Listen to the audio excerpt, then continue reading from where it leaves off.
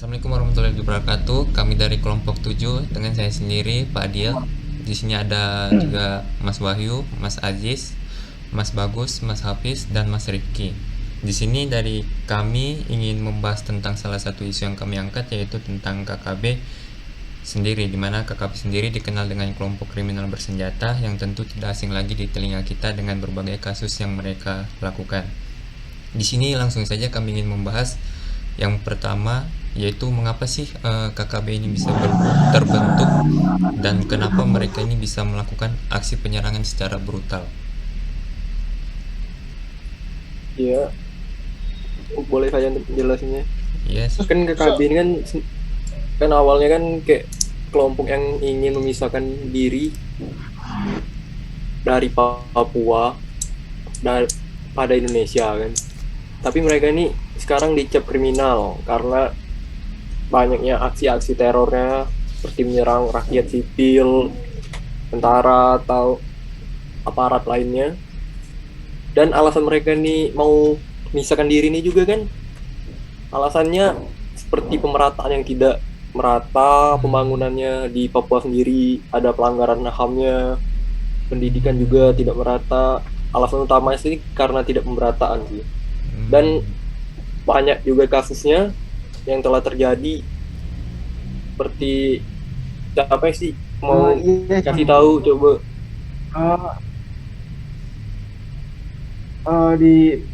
Kalau setahu saya ya Mas, di berita-berita tuh saya pernah dengar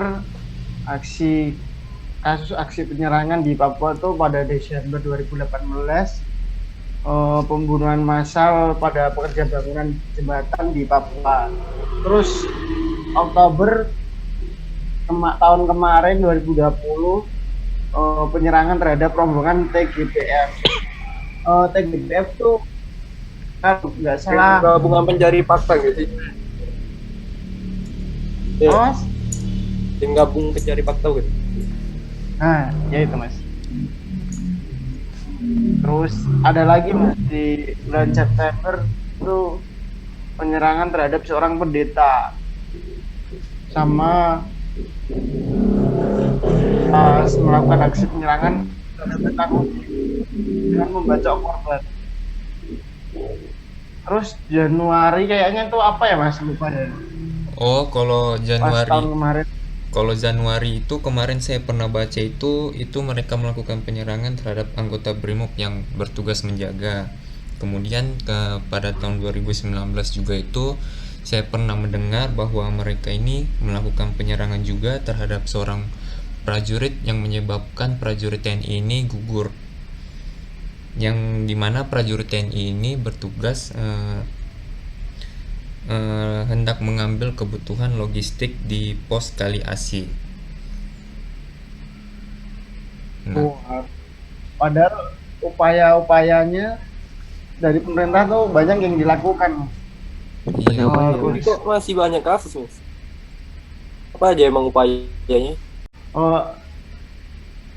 Pada era presiden tuh semuanya udah berbagai upaya Mas. Waktu era Soekarno tuh meluncurkan operasi Trikora, terus era Soeharto tuh pendekatan represi dengan menjadikannya Papua daerah operasi militer, terus kebebasan berpendapat, terus Abdurrahman Wahid itu kebudayaan yang secara terbuka. Kayaknya pas Abdurrahman apa Mas? Pas Abdurrahman tuh kayaknya Bintang Kejora tuh pertama kali boleh dikibarkan kan, tapi syaratnya apa kayak harus dibawa bendera merah putih kan? Ya Mas. Kayaknya juga gitu Mas Iman. Kalau nggak baca Mas. Lagi di era Megawati tuh dengan status otonomi kasus Papua, terus era Susilo Bambang era SBY itu dengan pendekatan damai. Oh, kalau era Jokowi Mas? Oh iya Mas. Berarti sudah cukup banyak ya Mas ya upaya yang dilakukan sama kepemimpinan sebelumnya.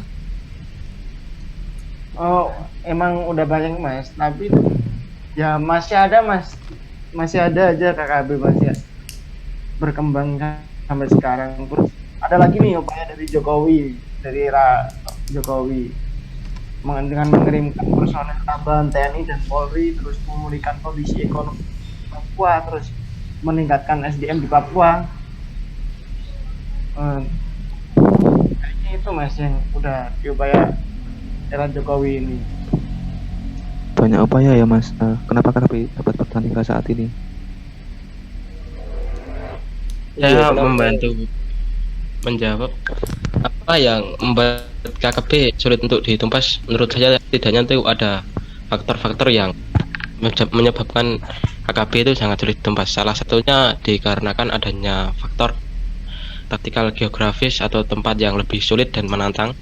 Jadi kemampuan tempur KKP itu sebenarnya biasa-biasa aja, tetapi karena situasi geografis di Papua, vegetasinya kemudian hewan-hewan yang ada di sana itu membuat mereka lebih kuat bertahan daripada pasukan TNI. Nah, faktor berikutnya yakni masih adanya perlindungan yang diberikan oleh oknum tokoh-tokoh lokal setempat kepada anggota KKP, sehingga anggota KKP dapat berkamuflase menjadi warga sekitar dan dilindungi oleh perlindungan oleh oknum tokoh-tokoh lokal tersebut. Nah, pasti organisasi ini udah lama terbentuk dan pasti ada yang mendukung atau bekerja sama atau tidak sih? Jelas Mas itu. Kemarin itu saya sempat baca di Harian Kompas kalau tidak salah bahwa KKP itu didukung oleh salah satu kelompok kriminal bersenjata dari Papua Nugini, yaitu yang dikenal dengan nama kelompok ISPIC. Dalam pernyataannya itu, kelompok tersebut ingin membantu kelompok bersenjata KKP itu untuk memerangi pemerintah Indonesia sendiri. Namun secara tidak langsung hal tersebut tidak dipungkiri juga dapat menjadikan kelompok bersenjata KKP di Papua dapat bertahan hingga saat ini. Mungkin dari hal tersebut, keberadaan KKP dapat berpotensi mengganggu ketahanan nasional Indonesia. Alasan yang disebutkan di awal tadi yang membuat hingga saat ini mengapa masih aktif melakukan penyerangan, maka tidak mungkin nilai ketahanan negara Indonesia sendiri akan terancam. Ini dapat dilihat dari beberapa kasus penyerangan baik warga sipil maupun aparat gabungan.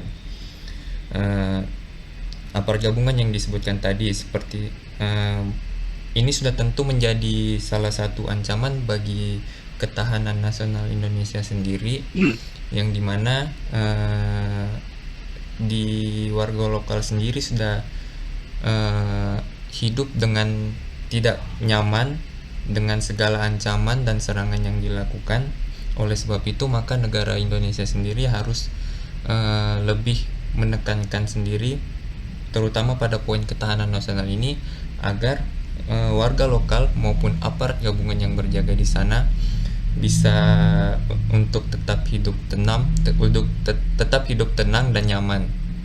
Mungkin seperti itu untuk poin ketahanan nasionalnya. Mungkin dari beberapa teman-teman ada yang ingin menyampaikan masukan atau saran bagi pemerintah untuk kedepannya agar mungkin bisa mengatasi kelompok kriminal bersenjata ini. Saran, sebaiknya Presiden Jokowi mengirimkan utusan khusus untuk menginisiasi penyelesaian konflik berkepanjangan yang terjadi di tanah Papua. Penyelesaian sejumlah kasus HAM di Papua pada dasarnya bukan sekedar meminimalisir komoditas isu kelompok-kelompok tertentu ke dunia internasional, tapi juga terkait humanisasi di Papua dan hak konstitusional warga Papua dan Papua Barat. Yang poin kedua, pemerintah juga harus berlaku adil terhadap pemerataan pembangunan dan pendidikan di Papua. Mungkin saya ingin menambahi Mas. Mungkin dari saran dari saya perlu adanya keseimbangan antara keamanan negara dan keamanan manusia, terlebih keselamatan masyarakat yang tidak terlibat dalam konflik secara langsung tanpa membeda-bedakan suku dan ras antara penduduk asli dan penduduk pendatang. Mungkin itu Mas saran dari saya. Kalau dari saya sih pemerintah perlu bernegosiasi secara bertahap menuju rekonsiliasi sehingga mencegah meluasnya rasa curiga dan rasa tidak percaya masyarakat. Iya. Terus Kalau apa aja? kalau dari saya sih kayaknya pendekatan keamanan itu harus dikurangi. Kalau pakai pendekatan keamanan terus kayaknya terlalu banyak korban, terutama dari pihak pihak apa KBB. Jadi semakin sulit buat damai. Kedepannya semoga KKB ini bisa dapat teratasi agar tidak ada lagi terjadinya Amin. korban jiwa, baik itu dari pihak KKB, aparat gabungan maupun dari warga sipil sekitar. Mungkin sudah cukup untuk sharing-sharing tentang salah satu isu yang kami angkat ini, KKB.